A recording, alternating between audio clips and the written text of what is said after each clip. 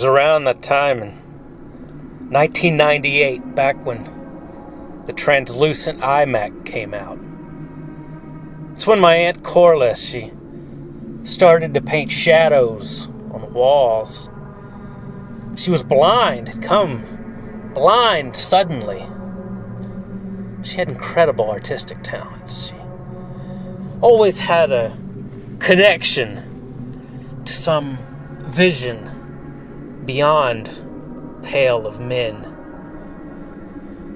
She went blind the morning of Princess Diana's accident with Dodi Fayed. It was then that she started to talk about the veil between worlds. It was during the non-stop news coverage the day of Diana's death, as the news milked the death of a princess. Corliss, she could feel something grow. She said it started in her stomach and spread to her organs, finally to her eyes. There was an anger in the world, and its power had found her.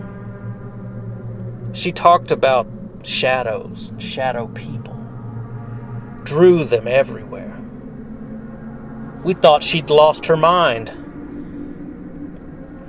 The event with the water faucet occurred in 1999.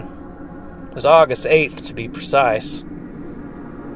I always remember that day. It was the premiere of Regis Philbin's new game show, Who Wants to Be a Millionaire?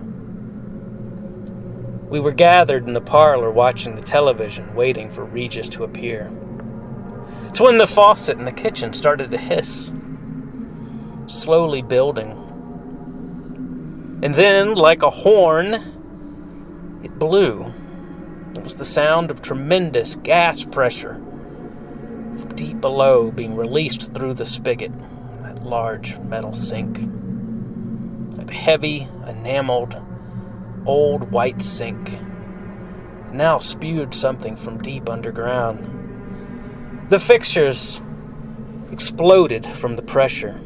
It was like a wellhead had come undone, like the BP horizon, a volcano exploding.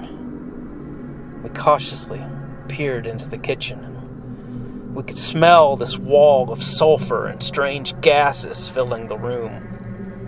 It was then that Aunt Corliss became greatly agitated, visibly shaken. "They're here!" she screamed. "They're here!"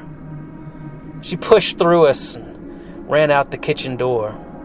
She was wailing like a wounded animal. We watched her dart across the side yard. The gas and red mud was flowing from the pipes, splattering against the ceiling. The sink had been dislodged and pushed across the room. The sound became loud as the pressure grew, and the intensity of this eruption of mud and gases. We stood there, amazed by it all, watching Corliss flail away towards the front yard. We followed her out quickly. We're worried about her health. We're worried about the faucet situation. The gases in the house, and a little angry that we were going to miss Regis's new show.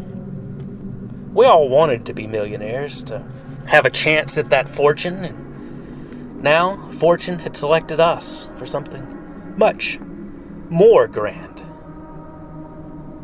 We found Corliss cutting across the garden towards the barn. We headed in that direction. Calvin, he headed back inside to grab some flashlights. I ran to get my wool-lined flannel shirt from the hall closet. It was then the console stereo. The old, dilapidated console stereo came to life with a burst of static and horrible feedback before the turntable started and Herb Albert was blasting at a terribly distorted volume. I had my coat now and headed back towards the door, helping Calvin get the lantern flashlights and grab the shotgun off the wall as we left. The barn was strangely lit from inside. We charged across the field holding our lights. I had the gun against my shoulder. We were close to the middle of the garden now, near the snap peas. It's when the house exploded. Well, that was a shock. We stared in disbelief as the fire spread, grew from what moments before had been our 140-year-old kitchen. Those orange and red flames were strangely beautiful against the blue-gray night sky. That full moon sitting at 2 o'clock above the front chimney. I couldn't believe we'd all just been in there. Strangely, it felt okay. I couldn't help but feel that all of this was okay.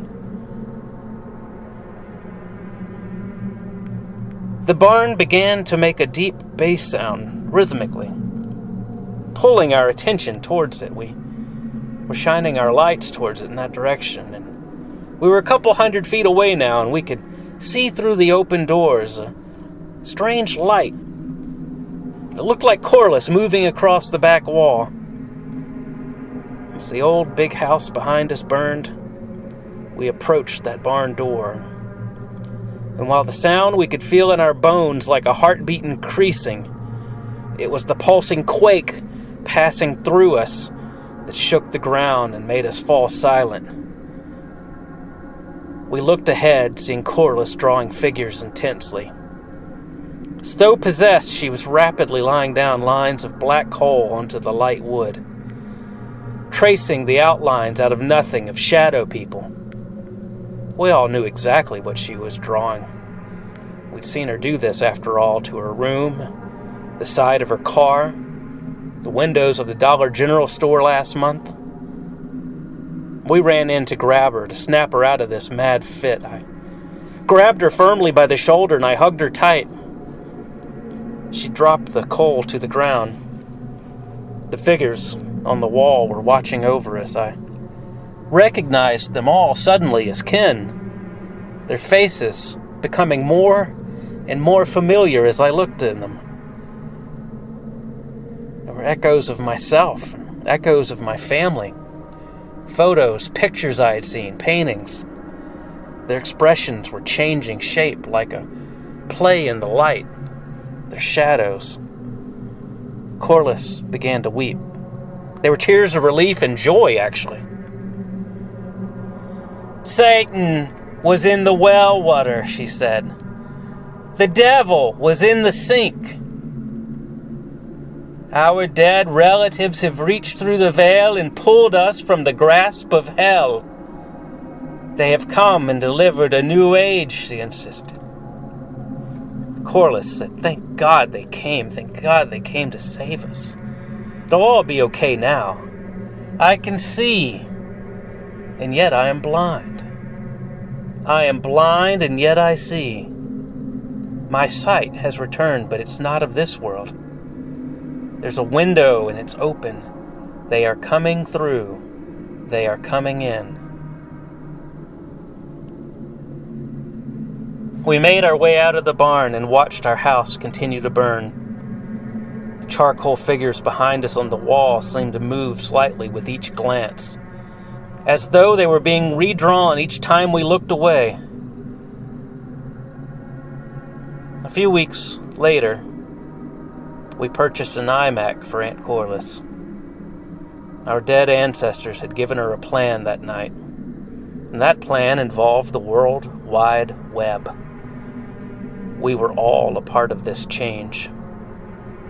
Corliss had had the vision, and it was us. We carried out her plan. It was the birth of a new religion. Her website that inspired the movement. It's the reason you are here now. We missed the premiere of a popular television game show. Our house blew up. But we had the vision and we built a new world online.